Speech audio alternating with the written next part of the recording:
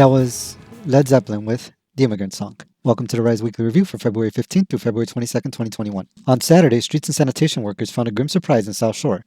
Workers emptying trash cans in an alley on the 7200 block of South Jeffrey were shocked when they found the body of a male in his 40s in a trash container. According to police, the man was pronounced dead on the scene, and an autopsy is currently being conducted by the Cook County Medical Examiner's Office. Detectives were canvassing the area to conduct a death investigation, but no further information was reported. On Sunday, 3 people were injured in a South Shore shooting. According to reports, a 24-year-old woman was arguing with someone around noon when they pulled out a gun. They opened fire, striking the woman several times. 2 men, ages 60 and 53 years old, were also wounded in the shooting. The 2 were standing in front of a nearby home. All 3 were taken to the University of Chicago Medical Center. No further information was provided on their conditions. On Saturday, a 21-year-old man was shot in Slack Valley on Chicago's southeast side. The man was standing on the corner of 97th and Escanaba when a dark-colored vehicle stopped. According to reports, 4 people jumped out of the vehicle and began opening fire. The man was struck in the backside. He was taken to the University of Chicago Medical Center for treatment. No further information was provided on his condition. On Thursday, 2 people were injured, one fatally in a Calumet City shootout. According to reports, a man aged 20 by the name of Jakari Chapman from Markham was found wounded from gunshots in a vehicle near the 700 block of Buffalo. Calumet City Police found Chapman after responding to a call of a shooting around 3:15 p.m. He was taken to Christ Medical Center in Oak Lawn, where he passed away. A 17-year-old was also taken to a local hospital from the shooting. The 17-year-old was last reported in stable condition. On Saturday, news reports came out that the 17-year-old who was injured in the shooting and another 17-year-old boy by the name of Nehemiah Dotson were involved in a robbery plot that targeted Chapman. According to reports, Dotson and the other 17-year-old created a Facebook account posing as a woman to lure Chapman into a meeting. They allegedly plotted to steal money and weed from Chapman when they met. According to the report, Dotson's friend and Chapman began firing shots at each other and both were wounded. Dotson admitted to being involved in the plan and was charged with murder and armed robbery.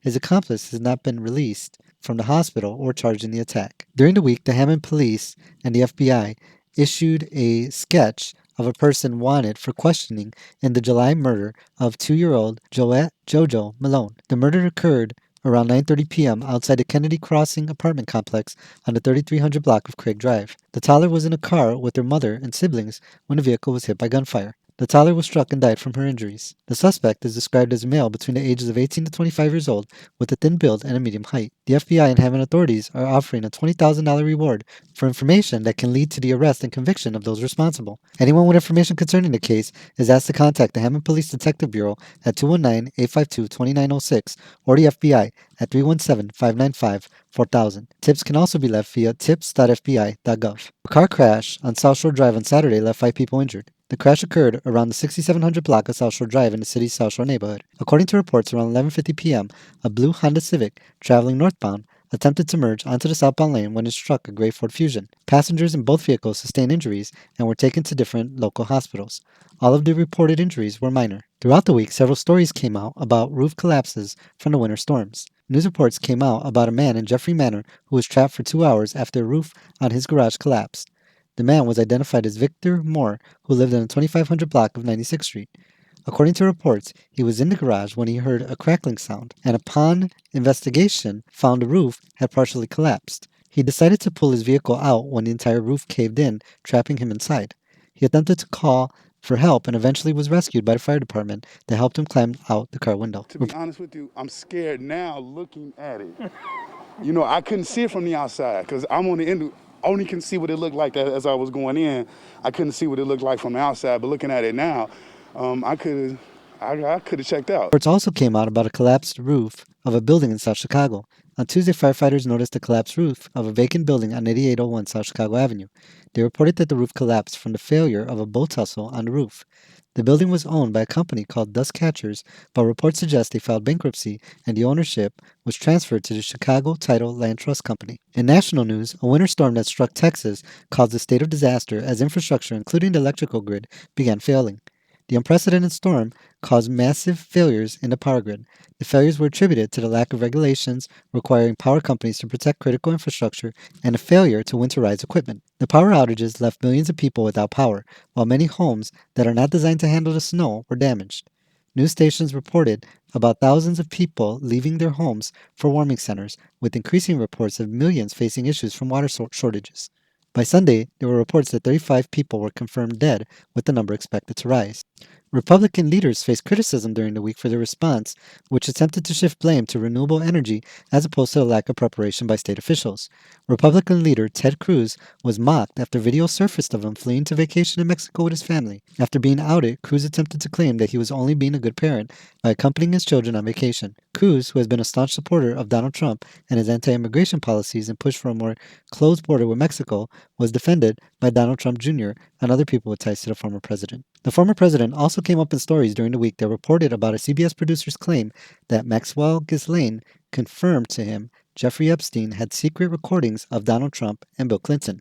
British socialite Maxwell was a close confidant to Epstein and was charged with sex trafficking of underage girls in 2020. She was accused of supplying Epstein and his associates with the children to molest. Epstein was a wealthy financier who was eventually convicted of sexually abusing minors as young as 14 years of age. Epstein had ties to both former presidents, Bill Clinton and Donald Trump. Both were known to party with Epstein on his plane nicknamed the Lolita Express. Trump had a relationship with him that spanned over 15 years and was accused with Epstein in a 2016 lawsuit of sexually assaulting a 13-year-old. The lawsuit was dropped due to what the plaintiff's lawyer claimed were threats against her. It was said that Epstein had secret recordings of his accomplices performing similar acts, but they were never released as he died from alleged suicide in a jail cell in 2019. On Wednesday, many news outlets were discussing the death and life of right-wing talk radio star Rush Limbaugh. Rush Limbaugh, who was seen as a divisive figure, was considered a leading figure in the modern conservative movement. Limbaugh had an impact on conservative thought and tactics by becoming an influential media personality.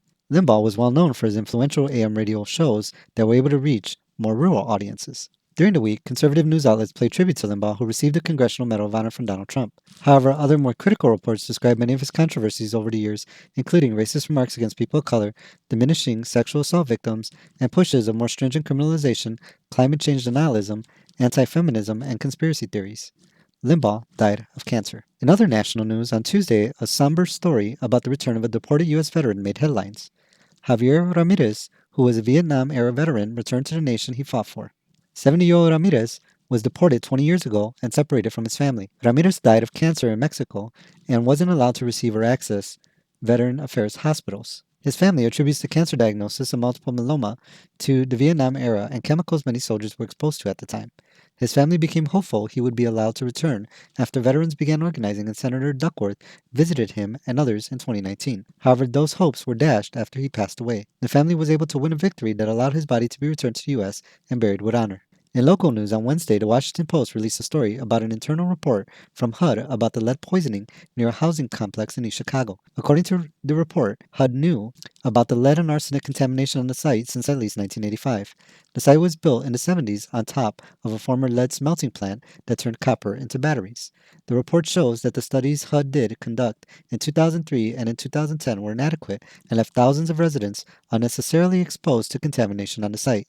Investigations in 1998 by the U.S. Department of Health found that 30% of children under 6 years old in the area had elevated blood lead levels that can lead to brain damage. In 2009, the site was named a Superfund site and was finally demolished in 2019. During the week, WTTW Chicago's show Chicago Tonight paid a visit to South Deering to speak with local leaders about the ongoing battle against RMG.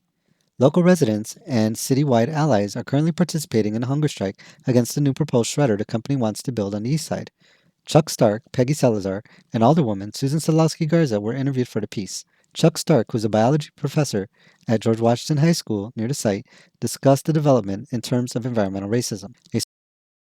Taking a known polluter from an affluent part of the city and moving it to a predominantly Latinx and black neighborhood is a clear example of that. And whether it's intentional or unintentional, it's still you have this community that is paying the cost of something that other people get to benefit from. Spokesman for RMG attempted to downplay the threat by describing additions to the development that he claimed would offset risks. Capture and control system, a filter, a thermal oxidizer that burns off volatile organic compounds, explosive prevention devices, and a wet scrubber that removes harmful particulate matter and volatile organic compounds from its emission stream.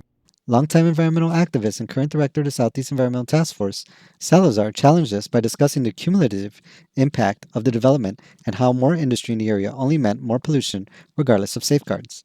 We keep saying that The industry that's here is polluting industry. We are zoned for dirty industry. Dirty industry equates to polluting industry. So every time they add something to what's already here, that it just intensifies those effects. And that's why we've been saying we don't need any more. We look at the cumulative impacts of all of this industry. And unfortunately, the regulating industries tend to look at them individually. So they permit each one individually, but that's not how they operate because they all operate together all at one time. The 10th Ward Alderwoman was also interviewed and described her feelings on the hunger strike, the need for jobs, and her surprise at being named in a federal lawsuit. According to the Alderwoman, she had a good working relationship with environmental groups. One of the environmental group leaders that worked with Garza to develop the recycling permit rules that RMG qualified for is led by a former aldermanic candidate who is also funded by the Alliance of the Great Lakes to push a riverfront rezoning plan. I'm humbled by what these folks are doing, and people have to understand that this action was generated because people felt like they're not being heard, right? And no one should have to starve to be heard. They brought more attention to the issue, which they're succeeding in what they're doing. So I'm humbled by this movement. But it's hard for me because I had a great relationship with the environmental justice community, and there's a lawsuit, there's a HUD complaint, which I'm named in it. So now I can't talk about any of this, which it's very hard for me. It's very hard for me. It's a bad situation to be in. I don't have any idea why I was named, and I'm actually to say that I discriminate against people when I've spent my whole life on the right side trying to fight for working class families in this neighborhood, literally my whole life. And I think it's wrong, and it's put a huge wedge between me and the environmental justice community, and it's unjustified. Here's one thing that you have to know: the metal RMG has been in my ward for 29 years. So it's not moving from anywhere. It's been here. But what people have to understand too, folks that live here are very frustrated with the cumulative effect of always getting, we're not getting beautiful skyscrapers or things like that. We're getting industry, and there has to be jobs, because if you're not putting food on your table, you're not going to care about anything. But we have to have clean jobs and jobs that don't make people sick. The newscast also showed the development of the Big Marsh Bike Trail as an example of a type of alternative some groups are proposing to industry. The newscast also interviewed a local doctor about his thoughts on the area health concerns, in which he focused on the lack of vaccinations by residents. The biggest thing that we're hearing is that they just don't trust the vaccine right now. They say it's too new. It could have side effects. And, I try to let them know that, it's basically similar to the flu vaccine. You can get a minor side effect. I let them know that I've had the vaccine. I'm still here talking and trying to treat patients. Disparities in vaccinations were also discussed by other reports. During the week, a study released by the Chicago Department of Public Health described improvements in vaccines distributed in communities of color. According to the report, early efforts saw vaccines primarily distributed to white, non-Hispanic residents, with up to 60% of vaccines given to them, despite only being 30% of the population.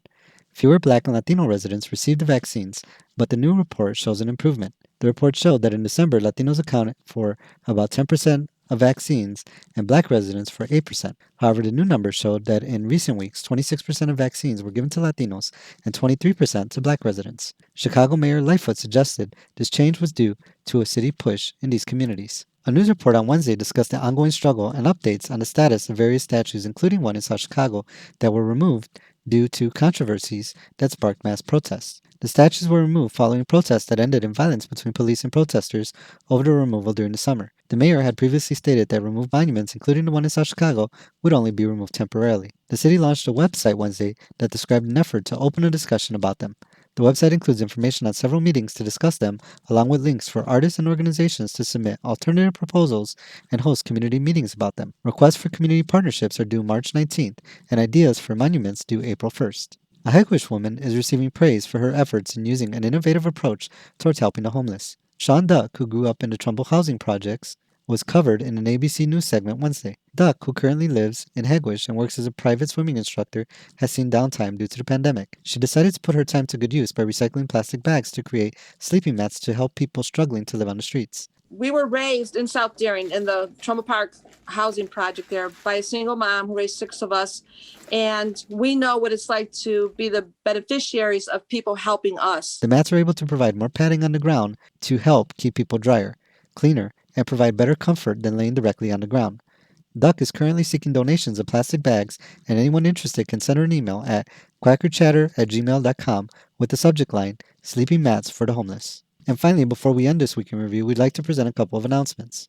During the week, early voting began for Tuesday's Democratic primary in Calumet City. 4 Calumet City Council incumbents are facing 6 challengers for a spot in the general election in April. Early voting ends on Monday and is taking place between 9 a.m. and 7 p.m. at the Calumet City Library at 660 Manistee Avenue. Regular voting begins at ward sites on Tuesday. In January, an executive order issued by the Biden administration opened a special enrollment period for the healthcare.gov marketplace. Enrollment reopened during the week and will run through May 15th. The healthcare.gov marketplace allows people to purchase government-subsidized health insurance. You can find out if you qualify and what plans are available by visiting healthcare.gov. And that ends our weekly review for February 15th through February 22nd, 2021. Thank you for joining us for this week in review. Peace.